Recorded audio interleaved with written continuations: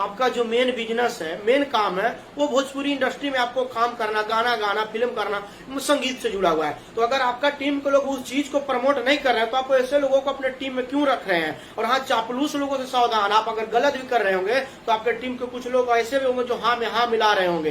तो ऐसे लोगों से सावधान, ऐसे लोगों को नहीं रखिए। हाँ, आपको जो सही रास्ता दिखाए, चाहे हम हो चाहे कोई भाई हो, बहुत सारे आपके टीम में ऐसे भी भाई हैं जिनसे हम लोग का हमेशा बात होते रहता है। तो ऐसे लोगों को शामिल कीजिए ना, जो कि आपका गाना आने से पहले 4 दिन से पहले से प्रमोशन जारी रहे और गाना आने के 4 दिन बाद तक प्रमोशन जारी रहे। ऐसे लोगों को रखिए ना टीम में। केवल अपने साथ फोटो खिंचाने वाले लोगों को टीम में नहीं रखिए, उससे कुछ नहीं होगा। फिर आप इसी तरह से आइए और लोगों को धमकाते रहिए, बोलते रहिए।